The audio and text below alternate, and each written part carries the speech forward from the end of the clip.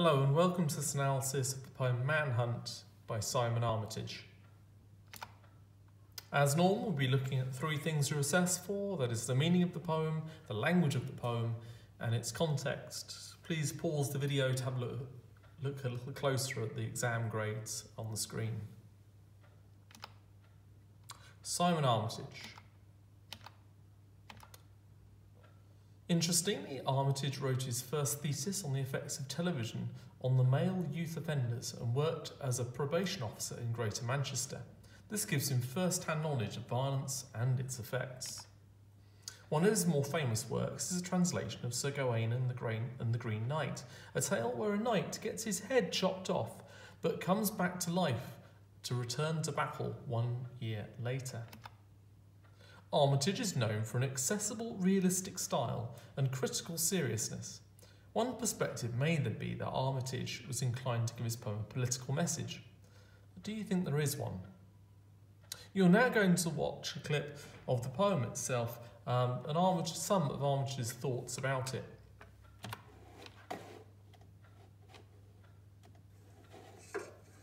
When you say war poetry these days, people tend to presume that you're talking about the poets of the First World War.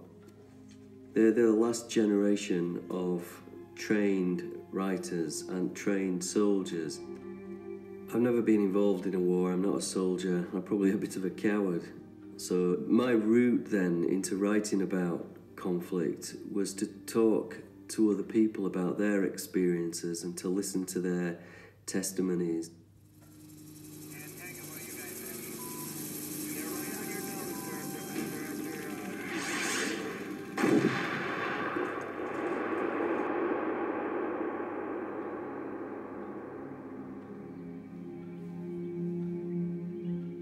After the first phase, after passionate nights and intimate days, only then would he let me trace the frozen river which ran through his face. Only then would he let me explore the blown hinge of his lower jaw, and handle and hold the damaged porcelain collarbone, and mind and attend the fractured rudder of shoulder blade, and finger and thumb the parachute silk of his punctured lung. Only then could I bind the struts and climb the rungs of his broken ribs, and feel the hurt of his grazed heart. Skirting along, only then could I picture the scan, the fetus of metal beneath his chest, where the bullet had finally come to rest. Then I widened the search, traced the scarring back to its source, to a sweating, unexploded mine buried deep in his mind, around which every nerve in his body had tightened and closed. Then, and only then, did I come close.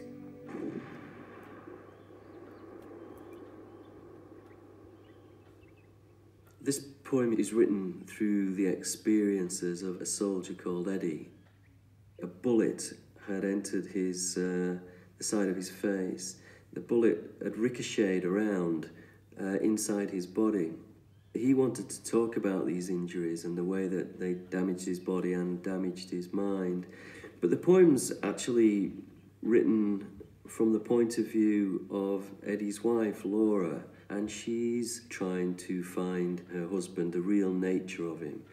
And she's exploring that by following the course that this bullet has taken through his body. Only then would he let me trace the frozen river which ran through his face. Only then would he let me explore the blown hinge of his lower jaw, and handle and hold the damaged porcelain collarbone. A lot of the imagery in the poem and the language in the poem is borrowed from military vocabulary. A lot of sort of military ideas and words become metaphors for things going on in the body and also things going on in the mind. Only then could I bind the struts and climb the rungs of his broken ribs, and feel the hurt of his grazed heart. skirting along.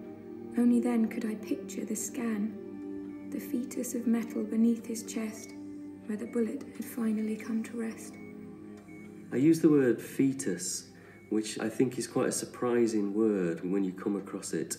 I was trying to almost get that moment of shock when the bullet is actually located there. Then I widened the search, traced the scarring back to its source, to a sweating, unexploded mine, buried deep in his mind. A lot of people who've come back from war have real issues with their temper. Their nerves are shredded. You know, she talks about unexploded mines. I think you could almost say that she's trying to defuse him.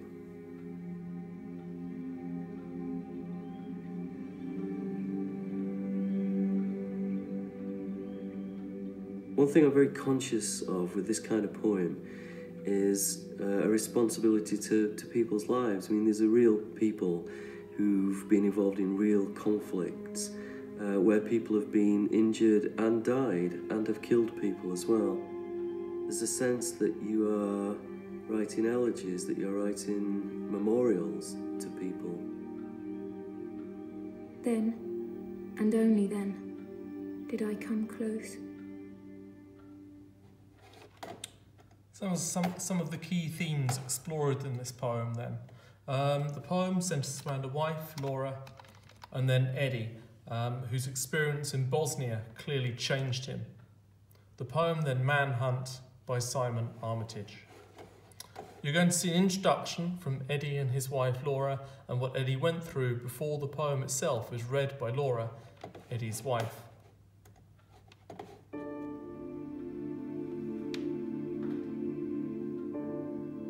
I've been shot under odd circumstance and critically injured. Shot 3 times while in service in Bosnia. And I had the round enter in through the top, underneath my eye, and went through the cheek, blew the corner out the bottom jaw, and went down the neck, nicked the carotid artery, bounced off the scapula, bounced off the collarbone, into the top of the shoulder, shattered the shoulder, bounced into the scapula, shattered the scapula, broke 2 ribs at the back, then went through the back of the right lung, through the back of the heart, scar in the back of the heart, punctured the top of the left lung, right and left side, broke 2 ribs, left side, 3rd and 4th down, and then bounced off the rib cage through lower diaphragm, scraped my stomach, punctured my intestine, and then came to rest by my kidney. I was a different person before I got shot.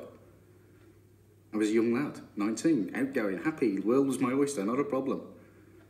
By the time I got out of hospital, I was depressed, I was disfigured, I was injured, disabled, useless. I couldn't do what I wanted to do. There was too many barriers. And then I became self-loathing. I hated myself for being the way I was. And guilty.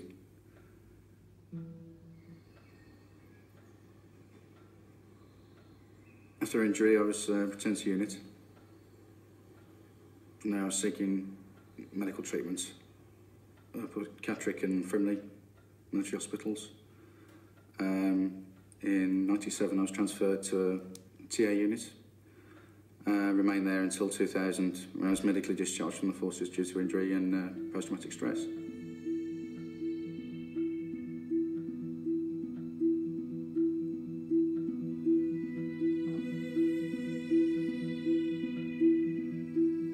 At the beginning, it was really quite turbulent.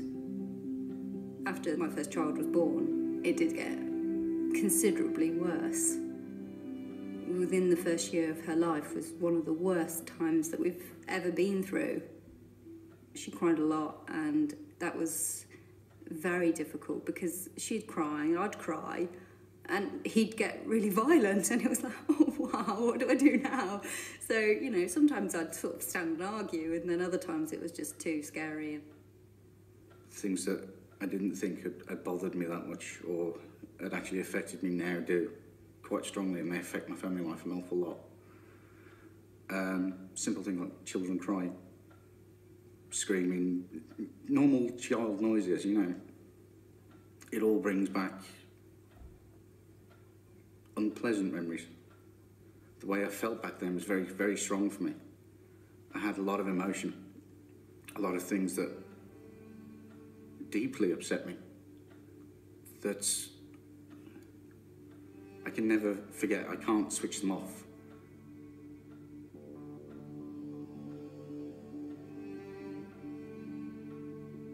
Kids burst a balloon at a party, and I'm off, you know, I'm back living flashbacks, pain, and this is a kid's party. You know, they're having fun, it's their birthday. And there's Dad in the corner having a nervous breakdown. It's like, how do you explain that to people that you've only just met, and, you know, you're supposed to be looking after their children while they're having a party? Fortunately, my wife is one of my biggest saviours. I really couldn't function without her. Not for the fact that I couldn't do anything on my own. She's everything.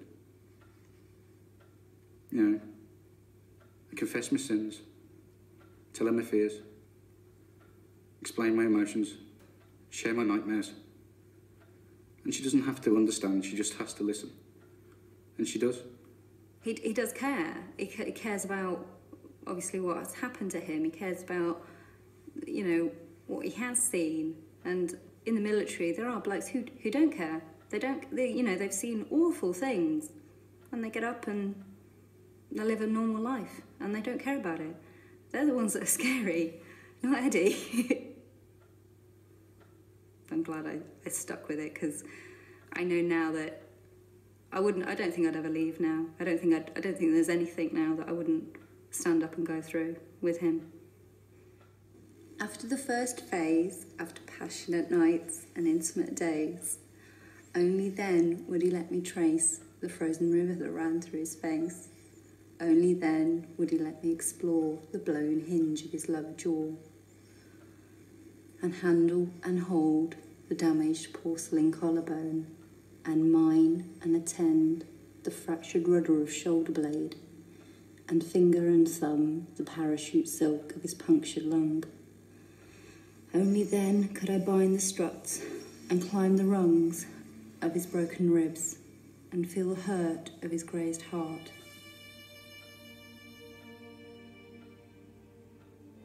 Skirting along, only then could I picture the scan, the fetus of metal beneath his chest, where the bullet had finally come to rest. Then I widened the search, traced the scarring back to the source, to a sweating and exploded mine, buried deep within his mind, around which every nerve in his body tightened and closed. Then, and only then, did I come close.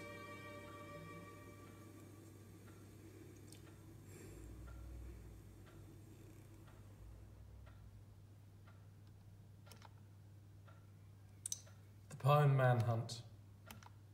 Who, a soldier, returns from Bosnia after suffering a life-threatening injury? What? The soldier's wife describes her efforts to support and care for her husband as she traces the scars of bullet wounds he suffered. The poem reveals that injuries are more psychological than personal. Why? Why is it written? Armitage confronts us with the real-life effect of war and allows us to question if wars we are fighting in are actually worth it. We're now going to look at the whole poem itself then and begin analysing how meanings are shown in the poem. In this case, I'm using a student workbook, and you can see they've already begun annotating it, looking for the key features first off then in the title. The word manhunt indicates an intense search. It could be described, this is like looking for a criminal, as if the soldier is already being judged by society. We then begin the poem with after the first phase. This soldier has returned. He has come back from the fighting, and they've rekindled their relationship, the passionate nights and intimate days. But these are now gone.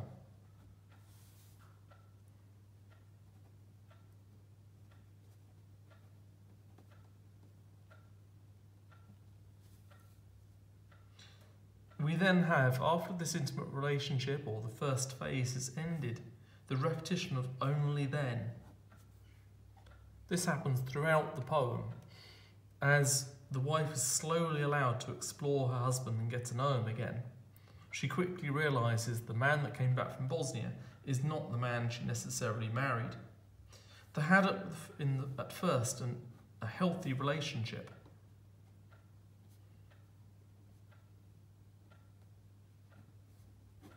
Their relationship seems strong, but this is misleading.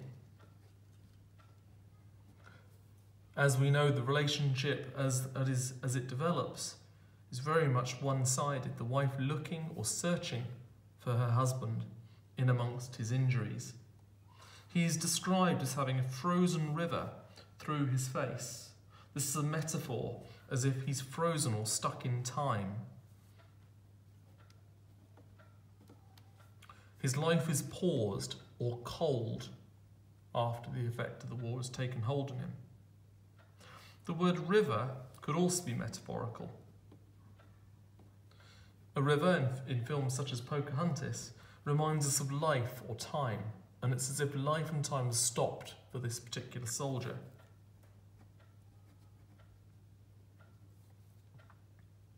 We then have only then, repeated once more, he would let me explore the blown hinge of his lower jaw. This literally means then he is unhinged. He can no longer speak or function or communicate clearly. This begins to hint at the fact that this isn't just a physical injury, it's a mental one as well. Here we have his lower jaw then, he can't speak. And he has trouble communicating his emotions, as described in the clip. The rhyming couplets here, explore and jaw, implies perhaps the slow relationship developing. It's small baby steps of recovery. Explore, jaw, and handle and hold. It's as if the wife is examining the soldier. She is looking at him, or maybe objectifying him. She studies him closely, perhaps even a dissection of the man that has been left. The damaged porcelain collarbone. Porcelain suggesting he's precious and breakable.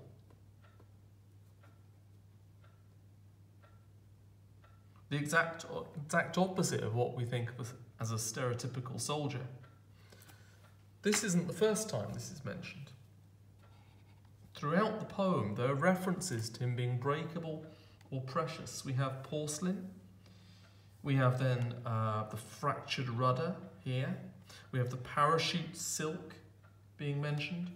We have a grazed heart. And then we have this fetus of metal.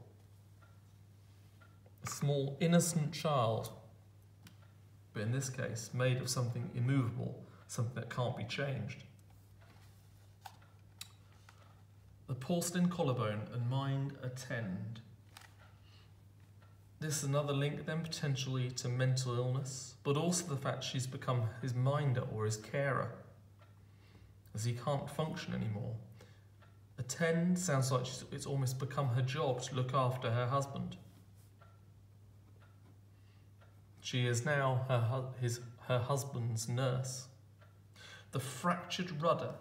The rudder is the part of the boat that steers it, so potentially he's no longer able to steer his own life.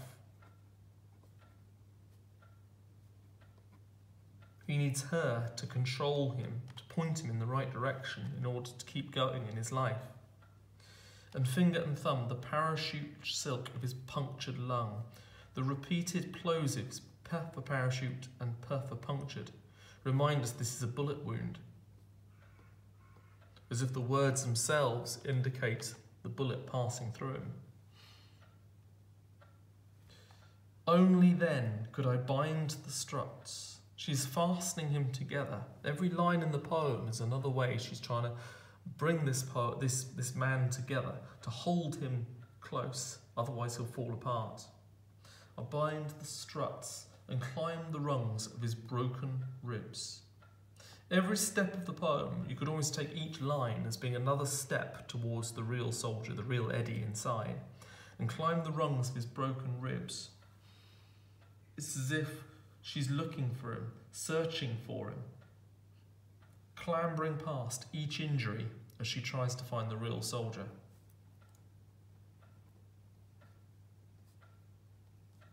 Hunting for her husband, and feel the hurt of his grazed heart.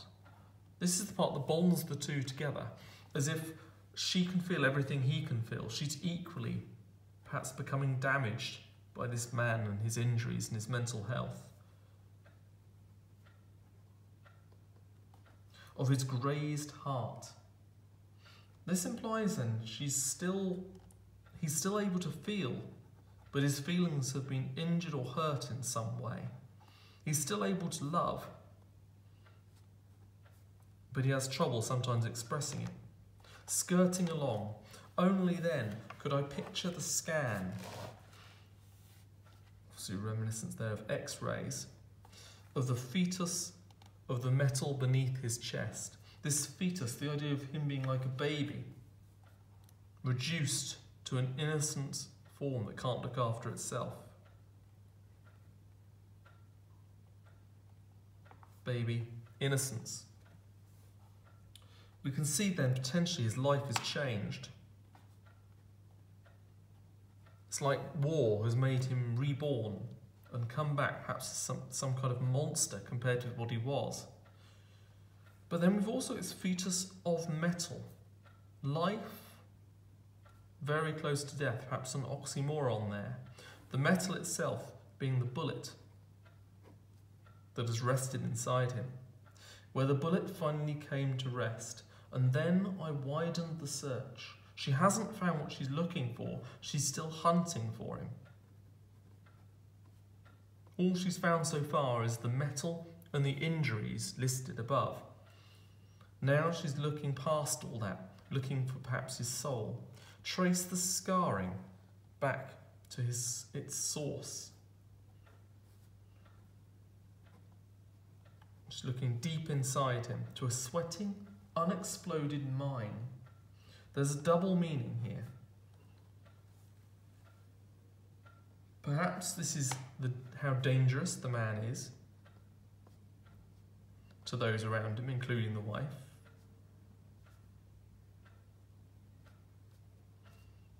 As if she keeps hunting, he's going to explode, perhaps with anger, because he simply can't control his emotions.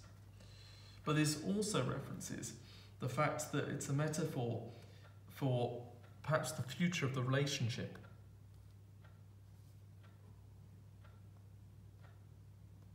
He's still carrying this hurt inside him, this anger inside that can explode any minute.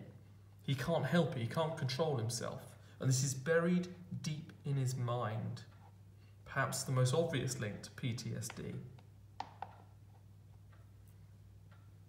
Every nerve in his body tightened and closed. It's like he's reacting to her by closing down. He doesn't want to talk about his feelings, but she's there anyway, ready to hold him and love him if necessary.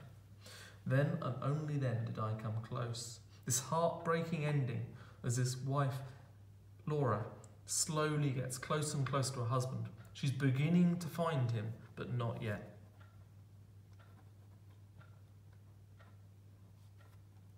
To go back to the title, this is an intense search for the man inside the shell that he's been left with thanks to the Bosnian War.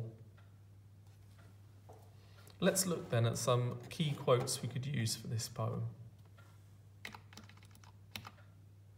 As normal, please freeze the screen as each quote and its various components come up on the screen for you to copy down into your notes.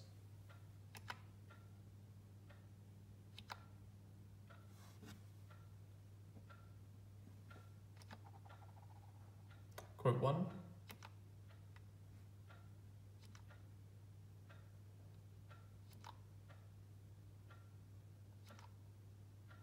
Quote 2.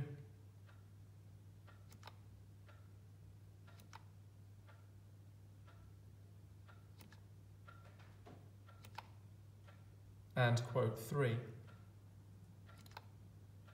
Now in this poem, it's interesting to compare this with some of the others from the anthology. We can look at the impact of violence, we can look at the idea of loss, we can look at the idea of separation, or we can look at the idea of anger, all of which are caused by war in different ways. You can compare this modern soldier with a World War I or World War II soldier, and we can equally compare the wife to perhaps the wife in London. As normal, when we're studying a poem, we look at 9 separate skills, each of which could form a sentence of a quite high-level paragraph. And as you can see from the screen there, these are 2 questions you could be asked. There are 2 here, and I put the timings on the screen for you. How does the poem Manhunt explore the effect of war? Might be our first part of the exam question. And then 1B, the one we're going to focus on today, how does the poem Manhunt and one poem of your choice explore the theme of loss? The second question is worth more marks, so we get double the time to do it. I've listed, as you've seen from other clips, 1 to 9 down the side, and the ones in red are the key ones that you might want to remember to pass the test. I've already written an introduction. As you can see, I've written it in full just for the poem Manhunt at the moment. Overall, Manhunt explores the effect of war on a couple. The poem is written from the wife's point of view, as if she's afraid of losing her husband. Then I've begun my comparison using the connective on the other hand. And now I look at the poem Wife in London, which is going to be my comparison today, and I think, well, how is that focusing on loss as well? The keywords of the question obviously highlighted in green, my connective in blue. Now I have a copy of the poem in front of me because this is a guided response. In the actual exam, this would be from memory, so you'd have to remember the quotes you'd actually want to use. And I then begin by comparing with the Wife in London and the kind of thing I'd want to say about it. So I'll make it a bit bigger. So what could I say? Well, I'd want to mention the name of the poem, first of all.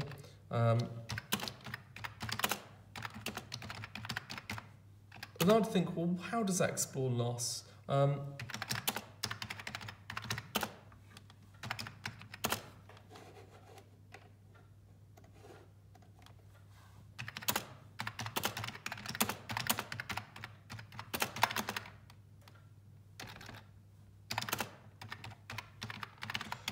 It tells us about the experience of the wife as she waits for her husband to come home from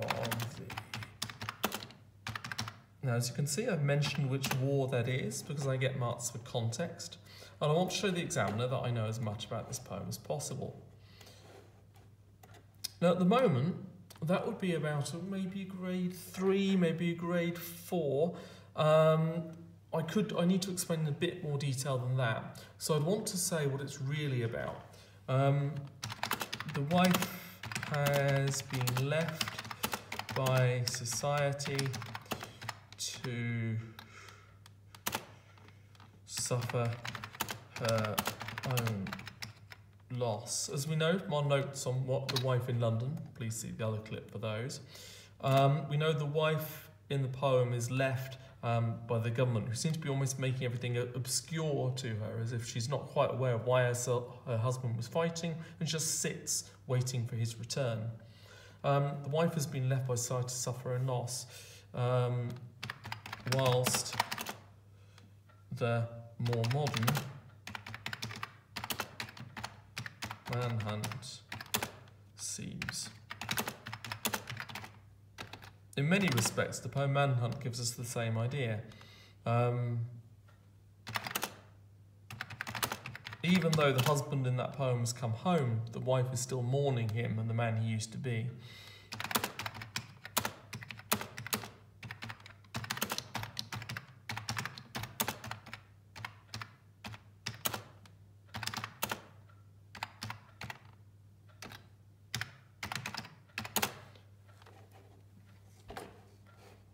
As you can see, then the wording of the question used more than once in this answer. Now let's take a look at our main paragraph, and that's our short introduction with both poems covered. Now let's take a look at the longer paragraph. The sentences in red are those that link to the 1 to 9 down the side. From the outset, we can see the relationship in Manhunt is a close one. Armitage bases his poem on a real-life couple and uses the poem to explore the effect of PTSD on their relationship. The poem studies loss as the wife implies how close the two once were. Passionate, intimate, hold, trace. All allow us to study a relationship that is changing, but a wife wants to cling on to what they had before he came back from war. The line, "He let me trace the frozen river that ran through his face," is important as it is the first time we hear how emotionally and physically wounded the soldier is. The metaphor, frozen river, suggests that the soldier is stuck in time, as if his life ended in the war. The river symbolises energy and life, yet the future for him is cold and emotionless. The tone here is sad, yet caring, as the wife begins to realise the loss she is currently suffering. The simplistic rhyming at the end of each line suggests how tender feelings she has for her husband, and also the inseparable relationship between the two. The reader feels saddened as we explore their relationship and only guess at what's been lost. On the other hand, and now I look at the other poem. Now I don't need to write as much detail for this one, but I do need to show that I can analyse a quote and do something with the language and structure of the poem. So in this case, I look at the beginning of the poem and begin to think which quotes I'd want to choose. I want to focus on the ones I can do the best job with. So I start off with,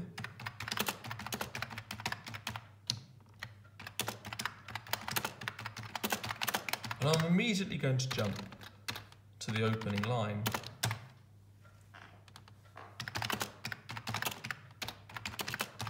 I'm thinking, of course, of the time that I've actually got to do this. I would need to consider how best to get the most marks I possibly could on the board.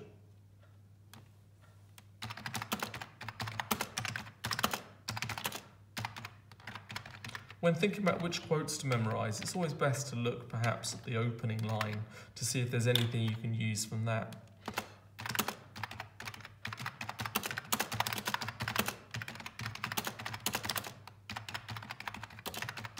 Now in this case, I'm drawing attention to the word she. She sits in a tawny vapour.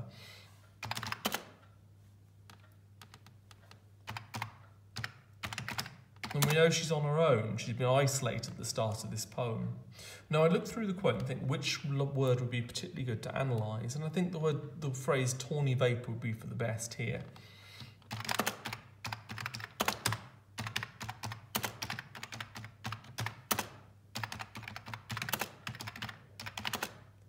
And as I write this, tawny vapour implies someone who is lost.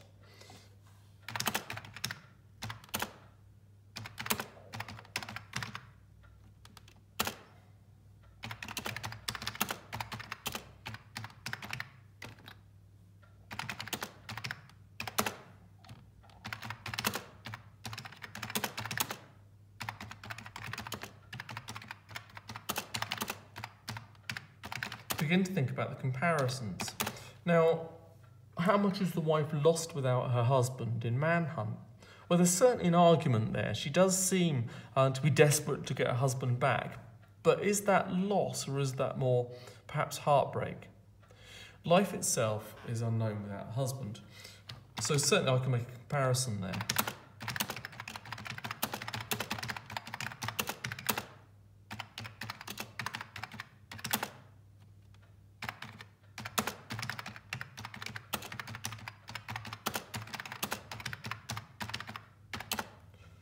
Now I've looked perhaps at the key words there. Let's take a look at tone. Now, a wife in London has an equally sombre or sad tone.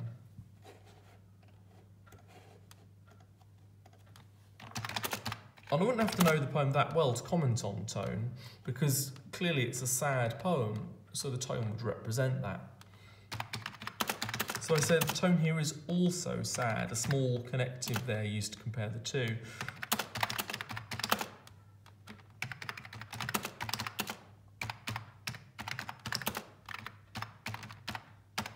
I then end with a strong reader's reaction, and I'm going to put we feel in this case.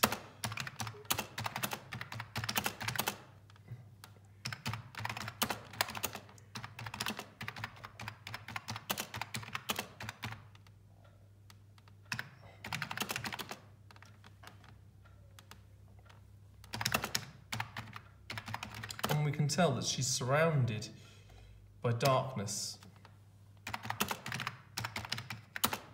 until he returns. Very similar then to Manhunt, in the fact this woman is desperately almost using a searchlight to find her husband in amongst the ruins of the man she once knew.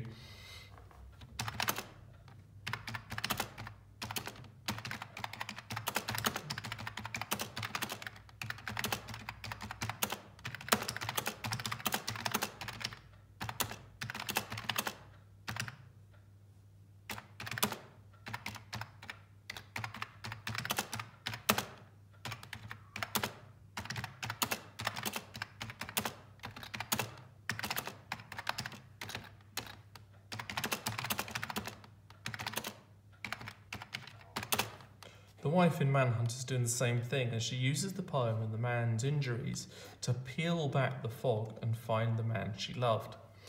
Now that would complete my comparison. That's quite long, but it certainly uses all the skills the exam board want. I've got my key quote here. I've explained why that line is important here. I've then looked at key words from it. That's my analysis here. Perhaps that's the most important element I could use, as I should have analysed for a grade 5.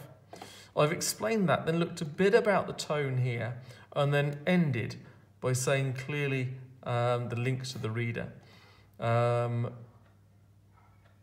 We feel the wife is stuck in time without her husband, so this is our reader link here, which I'll right there you go. This has all the ingredients that are highlighted in red, number 1, 4, 5, 6, and 9.